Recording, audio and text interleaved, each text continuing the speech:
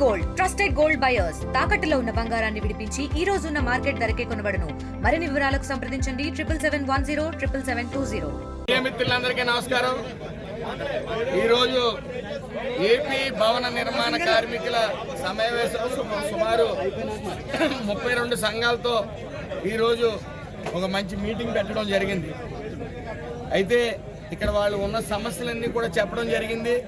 గత 6 సంవత్సరాల నుంచి కూడా వీళ్ళకి ఈ పథకాలు అనేది డూప్లికేషన్ పేరుతో ఆపడం జరిగింది.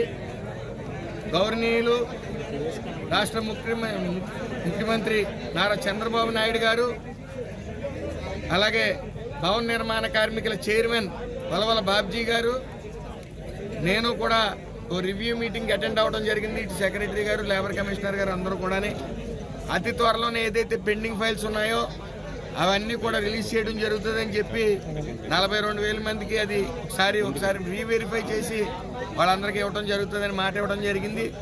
అదేవిధంగా డూప్లికేషన్ నివారించి ఆ సంఘాలతో చర్చించి ఏ పథకాలు అయితే ముందు పెట్టాలో చూసి 2-3 పథకాలను వెంటనే పెట్టి ఆలోచనలో కూడా వచ్చాం. అలాగే ఏదైతే సెస్ అమౌంట్ ఉందో అది సరిగ్గా కట్టవలసిన రీతిలో ఎవరో కట్టట్లేదు కాబట్టి దాని మీద కూడా అధికారులతో రివ్యూ మీటింగ్ పెట్టి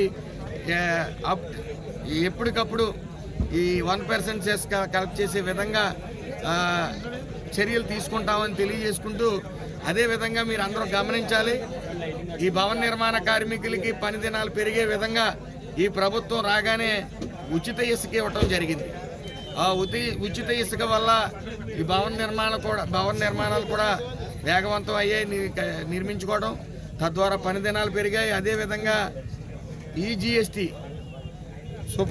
సూపర్ సేవింగ్స్ పేరుతో మొన్న కేంద్ర ప్రభుత్వం రిలీజ్ చేసిన దాంట్లో సుమారు 1000 చదరపు గజాలుగా ప్రతి ఇళ్ళు నిర్మాణంలో 150,000 తగ్గుతుంది. కాబట్టి పేదవాళ్ళ కళ నెరవేరే విధంగా ప్రతి ఒక్కరు ఇల్లు నిర్మించుకోవాలనే కళ అది సాధ్యపడేలాగా ఇటు ఇసుక ఫ్రీ, ఇటు 150,000 అన్నింటిలోని కూడా సిమెంట్లో 28% ఉన్న స్లాబ్ని 18% తగ్గించిన చరిత్ర సృష్టించినోడు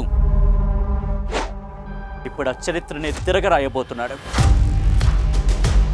అబద్ధాల గోడల్ని బద్దలు కొట్టి నిజాలను రాగా మీ ముందుంచబోతున్నాడు.